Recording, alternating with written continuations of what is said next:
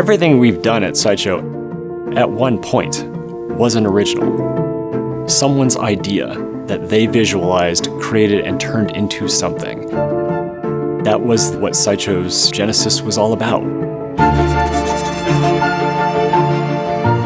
We were all pop culture fans, and that love just can't be contained in any one brand or property. We really wanted to add to that dialogue, add to pop culture pantheon, and really bring our own characters and stories out into the world. We started our Originals line in 2005 with a Comic-Con exclusive Patient Zero, a zombie figure 1/6 scale.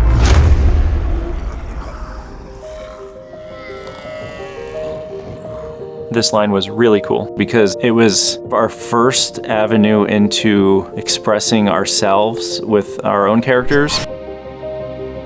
You talk about creating a figure and creating a world, but when you come to the actual process of making a figure, they're inextricably linked. Zombie, get it. We would write stories, there'd be blogs, there'd be a lot of behind the scenes stuff.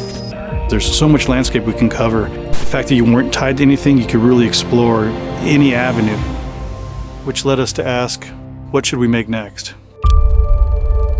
I think we all grew up watching movies of dinosaurs and playing with little toy dinosaurs when we were young.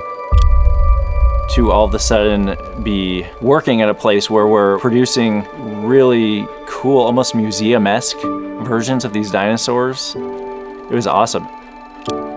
There was a sense of trying to achieve a credible authenticity while at the same time having a really open palette to express character. Part of it was storytelling, even with some of these fighting each other. We definitely looked at these as actual animals, and we took a snapshot of daily life.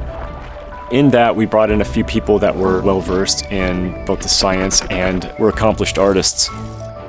So after building out collections, the Dead and Dinosauria, we moved off to do singular kind of one-off characters. There was Blackbeard the Pirate, Wyatt Earp and Doc Holliday, Jack the Ripper. All these characters that loom large throughout history. I think we were always trying to put pressure on how far could we go and where could we end up. What is this character known for? Can we take that and bring it to the next level? It was truly a time of freedom in designing pieces, brainstorming. There would be days where somebody would just come in and throw out what you would think would be some kind of wacky idea or something, and some aspects of that would stick or be incorporated into originals. The Reaper General piece that we did was a fairly colossal original. It was the biggest, most ambitious project that we had done for originals to that point. The original piece still sits in my office to this day as one of those artifacts that our 30-year history has created. The Grim Reaper, who became Demethiel, the Reaper General, that was really the first figure that was the foundation of the Court of the Dead property. Vast set of characters. Dark fantasy. Heavy metal Dungeons and Dragons set in hell. The Court of the Dead was really the product of Tom Gilliland and his imagination.